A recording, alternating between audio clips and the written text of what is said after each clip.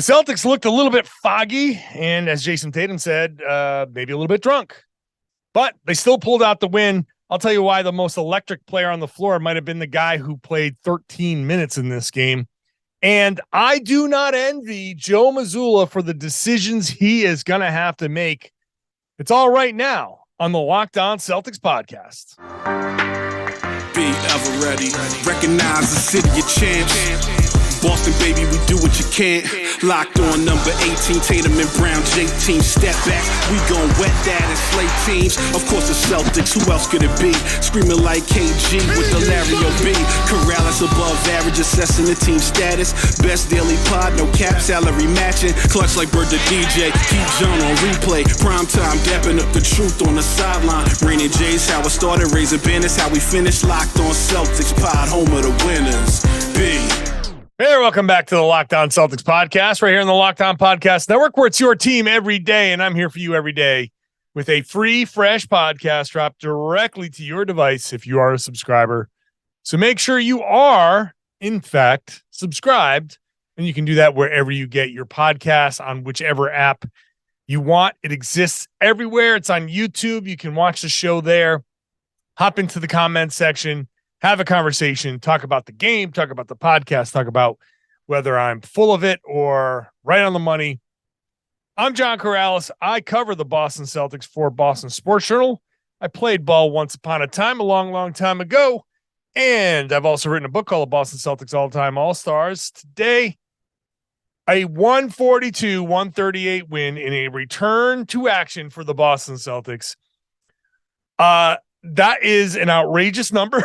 It's a 142-138 is all-star game worthy. In fact, I went back and looked at the final scores of the all-star games, and this output is more combined points than 8 all-star games since the year 2000. So this is if the all-star game in Utah finished Team LeBron 142, Team Giannis 138. That would have been, people would have been like, oh my God, so many points. But that's where we ended up here. This podcast is sponsored by BetterHelp. It's not a crisis line. It's not self-help. It's professional therapy done securely online, available to people worldwide. And they have a special offer for my listeners. Get 10% off your first month at BetterHelp.com. That's BetterHelp, HELP.com/locked-on. I'll talk about in the first segment here, just the overall vibe here, because it was interesting seeing people comment in real time about this. Is this a good win? Is it a bad win? I'll talk about that in a second. I'll get into some individual performances in the second segment. And then later on, I actually feel bad for Joe Mazzulla. We talk about the depth a ton, and in this game right away, you started to see like, oh, this is going to be a hard decision every night. Like there are going to be some guys that are going to be sitting when they should be playing. But then who should they be playing over? That's all in the last segment. I want to start with just this post-vacation fog that some of these guys seem to be in. And I started off my latest piece on Boston Sports Journal with just the two different types of vacation people. You know who you are. You go away for a week. How are you coming back on Monday? Are you coming back in on Monday happy? Like, oh man, let me show you some of my vacation pictures. Let me show, oh my God, I did this. I tried this food. We did this stuff. We went to this bar. It's so great. And you're all happy, full of energy, ready to go back to work and so excited to see everybody. Or are you, and this is kind of how I am, the drag yourself into work. Maybe you didn't shave. Maybe your clothes are a little wrinkled. Maybe you're there at like 9:15. You're carrying in a big extra large Dunkin' double extra espresso shot coffee, that type of person. I think we saw in this game that Jayson Tatum and Marcus Smart are definitely the coffee disheveled. Give me a minute here. I'm going to need a couple of days. The the I need a vacation from my vacation type of people.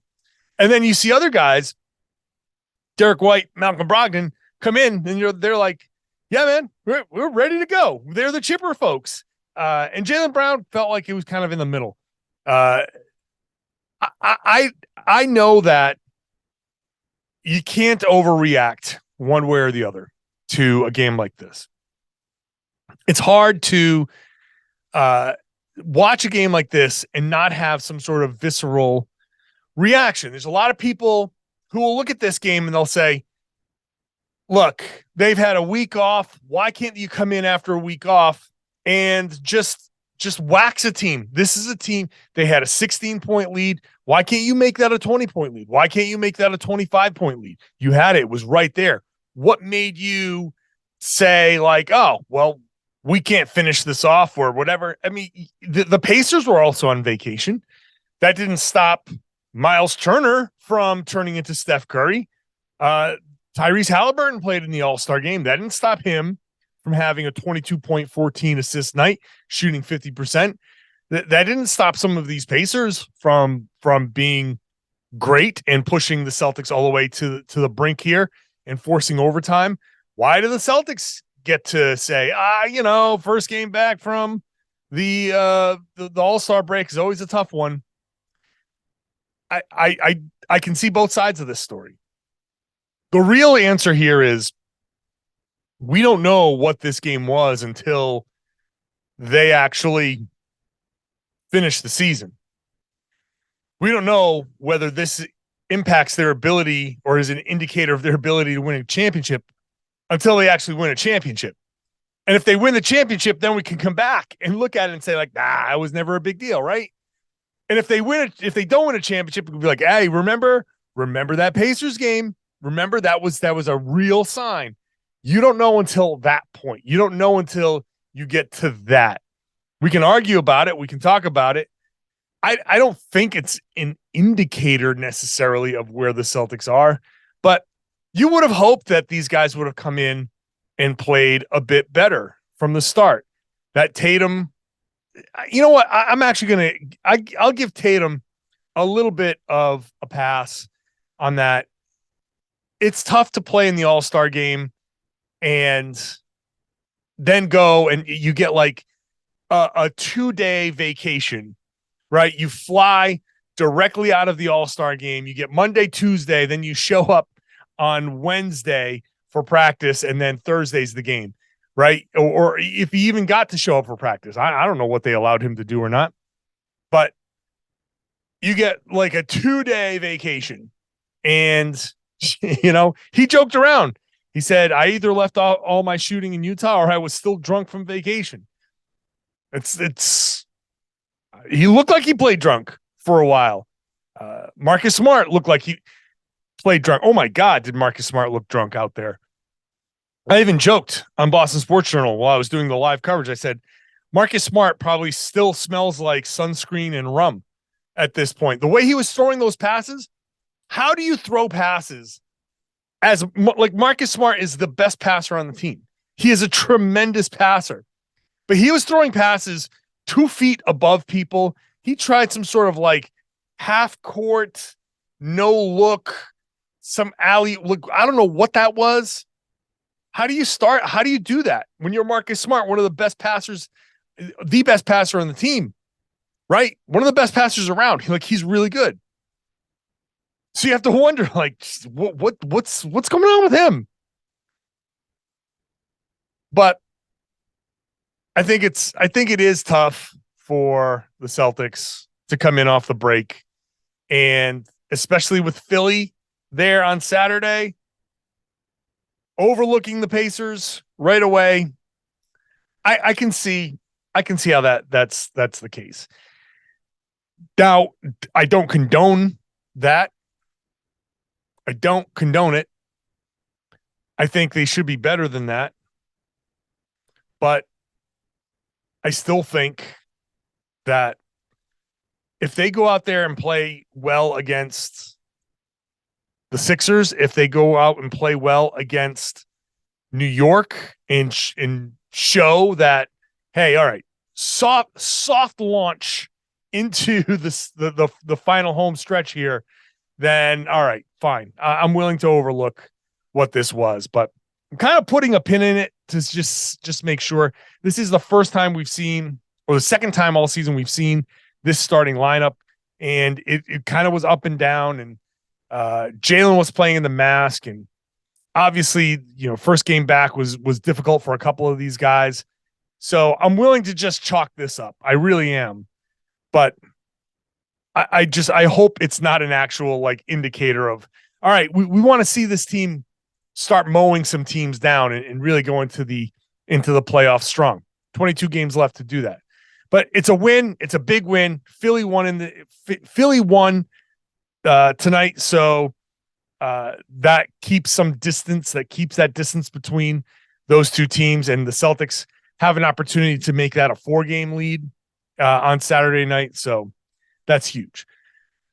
All right, up next, individual performances, and there were a few here to talk about. Malcolm Brogdon, Derrick White, and some of the bad ones. What the hell happened to Grant Williams? That is coming up next.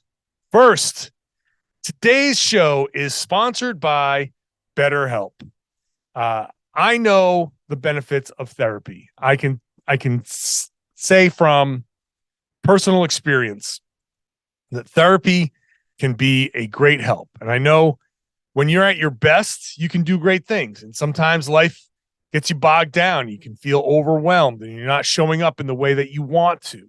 Working with a therapist can help you get to a closer version of your best self. Sometimes you just need to talk things through. Sometimes you don't understand what's going on in your own head. I can tell you I don't sometimes. There are times where things are going great for me. Great. And then I wake up one day and it's just like feeling horrible.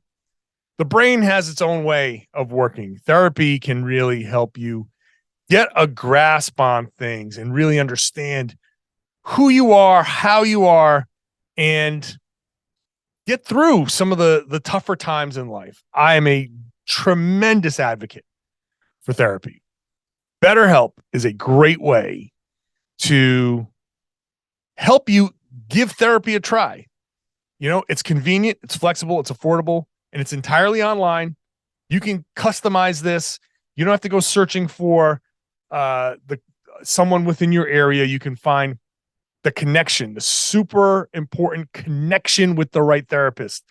So it's all online. You can do it over text. You can do it over video. You can make this work for you. All you got to do is fill out a brief questionnaire to get matched with a licensed therapist. And you can switch anytime for no additional charge. This is all very important stuff.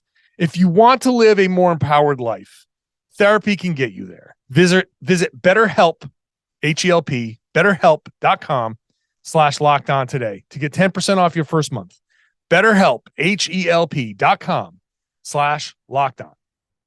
Thanks for making Locked On Celtics your first listen every day. Head on over to the Locked On NBA feed. Check out Locked On NBA, which I host on Wednesdays with Jake Madison of Locked On Pelicans. And also check out Locked On Game to Game NBA. After each game, we record a minute and a half of each side of the story, each side of the game, so you can get caught up on the night in the NBA. 2 great podcasts, 1 feed. It's there for you wherever you get your podcasts. Individual performances here from this win. I'm just going to go straight down the box score here. Jayson Tatum, who said after the game, I had a great stat line, but not a great game. And that's 100% true. The stat line itself, you say, wow, 31 points, 12 rebounds, 7 assists, 2 steals, a block. Okay, 4 turnovers, not great. Somehow he was a -8. Well, he shot 9 of 25. He couldn't hit a damn thing. 3 of 12 from 3. I know that Joe Mazzulla is probably like, yeah, 12 3-pointers is fine. We want him to shoot 12 3-pointers. I would rather on a night like this, he'd do something a little bit different, but I just thought that he didn't play particularly well until the fourth quarter. Then he woke up in the fourth quarter and he did do some other things. Like he had 3 offensive rebounds. He had the offensive rebound that sealed the game in the last 30 seconds left to go, or something, 20 seconds left to go. So he did do other things. The 12 rebounds, there's a lot of effort. It's not like he didn't try. He had 7 assists. That's great. He did play some defense, and he got himself to the line 11 times. So it's not like he sucked. It's not like he was lazy. It's not like he went out there and wasn't giving a full effort. He just wasn't playing well. But hey, he had that moment where he dove for that loose ball late in the fourth quarter. Him and Benedict Mathurin were down on the ground and just like fighting for a fumble. The refs were like, somebody's got to let go of this ball. And Tatum absolutely refused. He was not going to let go of that ball, and he got up. That was a fun moment, and after that, Joe Mazzulla had the moment where he was fighting for the loose ball with Aaron Nesmith on the sideline. So that's just some real fun there. But Tatum, look, good for him for sticking with it and having a good finish and doing the other things. That's important. That's the type of game where, okay, he didn't play well, and he admitted he didn't play well, but I think you can look at that and say he still kept playing through that. That's important. He kept playing through that. Jaylen Brown played better, and he started off great. He started off really great. He had some great moves early. He finished with 30. In fact, ESPN Sports and Info said Jaylen and Jayson each scored 30 points in the same game 9 times this season, including the win over the Pacers. Over the last 30 years, the only duo to record more such games in a season, Kobe Bryant and Shaquille O'Neal, who had 10 in 2000, 2001, 12 in 2002, 2003. So Kobe and Shaq have done it twice. The Celtics have done it once. I mean, I shouldn't say that way. They've done it in 2 seasons where they had more than 9 of those games. So basically, if they do it 4 more times this season in the last 22 games, which is asking a lot, they'll have done it more than Kobe and Shaq. That's a hell of a duo. That is a hell of a duo out there scoring. Jaylen, 30 points, 11 rebounds, 3 assists. Now, he had 3 turnovers, and he had some bad ones late. So I thought Jaylen played better than Jayson. And I thought when I was going in my up-down after the game, I put Jaylen in the up and Tatum in the down. I just thought Jaylen started out better. He shot better. He's 11 of 24. So you hit one more shot, you're shooting 50%. He was 3 of 5 from 3, 5 of 7 from the line. Now, the bad parts of his game, the 2 shots that he missed were two free throws on a being fouled on a 3-pointer in the fourth quarter where you ended up tied. That could have been something that saved both him and Tatum 5 minutes of play, where they each played about 42 minutes. So could have gotten that out of that game playing 37 minutes each. But the Celtics just love playing overtimes. I thought Jaylen was really was good in this game. He fouled, he had the fouls, but I'm willing to cut him some slack on some of this stuff, because I do think the mask, I thought the he had some defensive mistakes, some miscues. I think the mask maybe prevented him from realizing some of the things that he might have normally seen in his peripheral vision. So I will cut him a little bit of slack in that situation, but that was I think generally a good night. I will call it a good night for Jaylen Brown. I mean, he was a +10 on the night. The only guy better than that was Sam Hauser. Let's talk about Sam Hauser. Actually, you know what? I'm going to save him for later. Al Horford was okay. He was okay early. Nothing special. Robert Williams, I like the fact that Robert Williams was taking shots. He was more aggressive in taking shots. He was 4 of 6, and he missed a couple that were very makeable. Those are shots that he needs to take. He didn't have the typical impact that they would normally have, but I thought not a bad game from Robert Williams. And like I said, I'm happy that he took the shots that he took. Malcolm Brogdon was great off the bench. The combination of Brogdon and White was fantastic. They combined for 41 points, 24 for Brogdon, 17 for White, 5 of 6 from 3 for Brogdon, 3 of 6 for White. So that's just an overall, just a great game. Seven assists, 5 rebounds for Malcolm Brogdon. He also had 2 steals and only 1 turnover. Brogdon and White, it took turns being the most important players on the floor. Derrick White had a stretch, I think it was in the second quarter, where he just came in and was just fantastic. And it looked like he didn't skip a beat. Brogdon spread it out throughout the whole game and was really playing well. It's his first game back since the offseason trade. So he probably wanted to put on a show for his former fans. It's not like he was pissed off. He can't be pissed off. He kind of was on board with the trade. But you want to go home and you go back to your prior home, and you see a lot of your friends, and you see a lot of the people that you used to work with and work closely with, the locker room attendants and stuff like that, your former teammates. You want to put on a little bit of a show, and I thought Brogdon was really good, really solid out there. Bad performances, like downright bad performance from Grant Williams. Thought Grant Williams was, if his arm is still bothering him, he's got that shooting sleeve on the right arm. He had said recently that he thinks, like he can't bend the arm the whole way, or doesn't work exactly the way it should. And if that's the case, sit down. If the arm is an issue, have a seat. Now's the time to sit, because the Celtics are fully healthy now, minus Gallinari.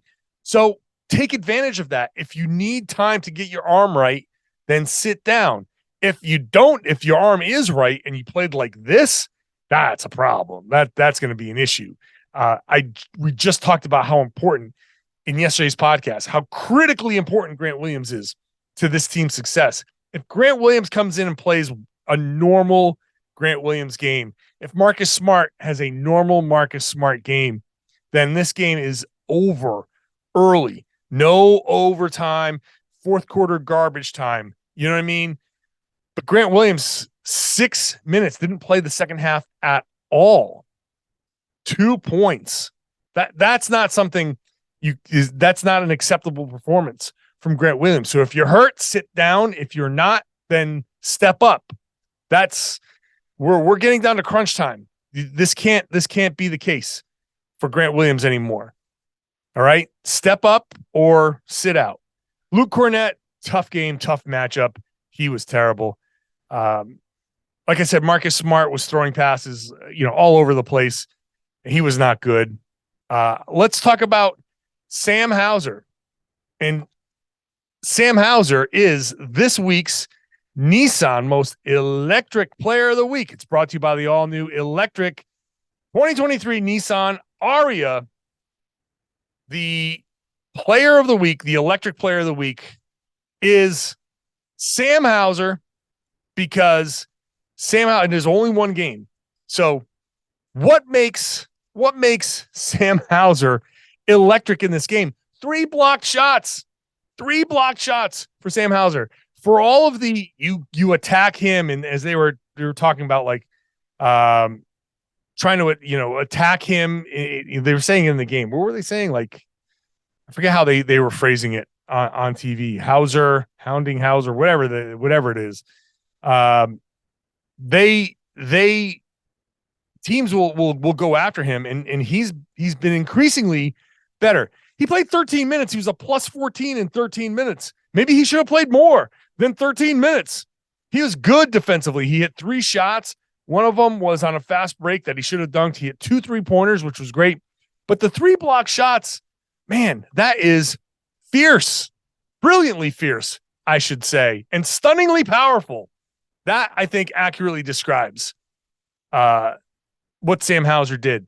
To block those 3 shots, to play the defense that he played in this game, I think that earned him more time. Like, I would have rather seen 2 more minutes from Hauser than 2 of the minutes that even Tatum had early in the game. Like, just let Hauser just ride that for sure. Just like you want to ride the 2023 Nissan Ariya, which packs pin you to your seat power and premium intelligence all in one electric vehicle. The all-new, all-electric 2023 Nissan Ariya is the EV for people who love to drive. Shop now at nissanusa.com. All that being said, up next, Joe Mazzulla's got some tough decisions to make. Man, I don't know how he makes these decisions now. We talked about the depth. The depth is making things tough on Joe Mazzulla. That's next. With 6:21 to go in the fourth quarter, Joe Mazzulla made a bunch of substitutions, including Derrick White coming out of the game. Derrick White never returned to the game, which is odd because Derrick White was having a really, really good game. He was having the type of game where I would like to have seen him play 30 plus minutes, 35 minutes even. He was really good. But this brings up the yes, it's a good problem to have, but also good problems to have are still problems. And I would rather have this problem, yes, absolutely 100% of the time, than the reverse of this problem. But it doesn't mean that this isn't going to be an issue, because in this game, you could have argued that, well, Derrick White should have played more than Marcus Smart, but Marcus Smart, who, like I said, was terrible for most of this game before scoring 7 points in the overtime, played 35 minutes. If you flipped 35 minutes for Smart and 25 for Derrick White in this particular game, would have been happy. Maybe they would have won in regulation and you wouldn't have had whatever Smart needed to do in the overtime. Now, kudos to Smart for stepping up and making those plays. He absolutely, the three-pointer, the foul that he drew and all of that, that was great. Again, I do have to stress, as poorly as the guys played throughout, it's a win, and a win is a win. And they have 43 wins, and it doesn't matter if that 43 wins came from a 40-point blowout or a 4-point win. It doesn't matter in the overall scheme of things, because you still go to Philadelphia with 43 wins, and that's it. That is really the end of the story as far as a lot of these NBA teams and the guys on this team are concerned. They just don't, like, it wasn't pretty, but we did what we had to do. That's the end result here. So you can flip White and Smart, or you say, hey, maybe he should have played for one of the Jays, which you just can't do that. You can't just, and this is why he didn't play for Smart. You can't just be like, hey, you're having a rough day. We're going to play Derrick a little bit more. That's tough. That's a tough one to pull. That's a tough thing to pull off here. But look at this. Look at the minutes distribution. Grant Williams only got 6 minutes. Now, he could have, if he was playing well, played 20 some odd minutes, say 26 minutes. But where do those other 20 minutes come from? That's going to be the question. Do you try to take some minutes from Tatum and some from Brown and some from Al Horford? Well, that's not always exactly how it works. It's not just like you're rearranging these numbers in a column. Grant Williams didn't play because, first of all, he wasn't great in the first half. And then second of all, they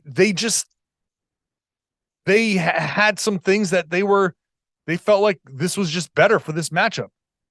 So you go with more Al Horford than Robert Williams. You go with more Al Horford than Grant Williams. You go with Malcolm Brogdon for 37 minutes almost, versus maybe you put Derrick White in there because, hey, this is Brogdon's at home, or Brogdon's gone back home to Indy. There are various things that you can say to justify the minutes distribution. And I would have loved to have seen the start of the fourth quarter or start of the overtime with a different group in there. Maybe you do start Derrick White instead of Smart in that overtime. But again, Smart went off for 7 points in that overtime. 7 points in 5 minutes. So what's Joe Mazzulla to do? And how do you keep these guys sharp? I don't know. I really don't know. The depth is great, but when you and we talked about it for weeks since that Detroit game up until yesterday's podcast, I was sitting there like, oh man, the depth. This is great. You get to see how it all is going to work together. And then you really get to see the whole thing together, and you realize there are going to be some games where Mazzulla is going to make some decisions and they're going to feel like the wrong decisions. And anytime you make the wrong decisions with personnel, there become questions. And do those questions grow any bigger? Does somebody now, nobody on this team feels like the type to complain, but I also feel like Derrick White, if he sits these clutch moments, I feel like there's the potential that it might sap some of his aggressiveness that's made him so effective. And I don't know. I don't know how it all plays out. I think one thing we can rely on is, as we go down these last now 22 games, that maybe these guys can just say, hey, look, whatever it takes, we're all in here, whatever it takes, we'll do. And that's been the attitude. So of course I think that's going to remain the attitude, but these are going to be tough decisions. We did not see Mike Muscala in this one.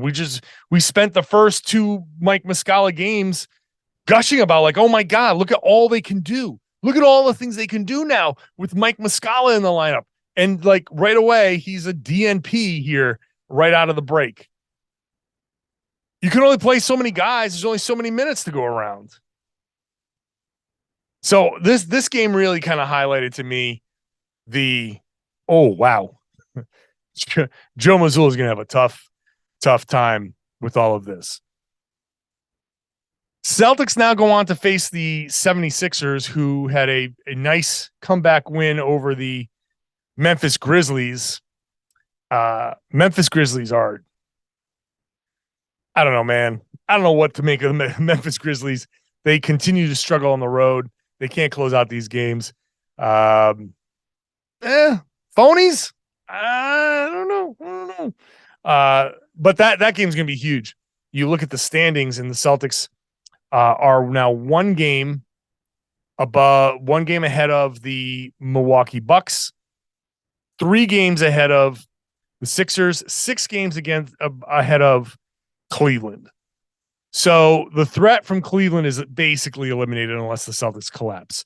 22 games to make up 6 against the top seed is not going to happen. Again, unless something goes horribly, horribly wrong.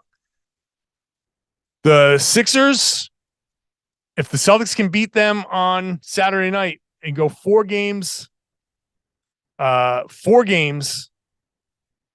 on Philly with, I think that's the tiebreaker. Yeah, this is the tiebreaker game. The Celtics have won twice. They play 4 times. So if the Celtics win this game, this would be a tiebreaker situation. So the Celtics could essentially, by winning on Saturday, put 2 games up between them and Philly. They're 3 games up right now. The win would put them 4 games up. The tiebreaker would mean that Philly would have to couldn't just tie the Celtics. The Celtics own the tiebreaker. So it's essentially a 5th game. That win on Saturday night, if the Celtics can get it, that would, I think, eliminate the Sixers from the top seed, any top seed talk, because they would have to go on a huge run. The Celtics, again, would have to collapse 22 games to make up 5 against a top seed that has won almost 72% of their games.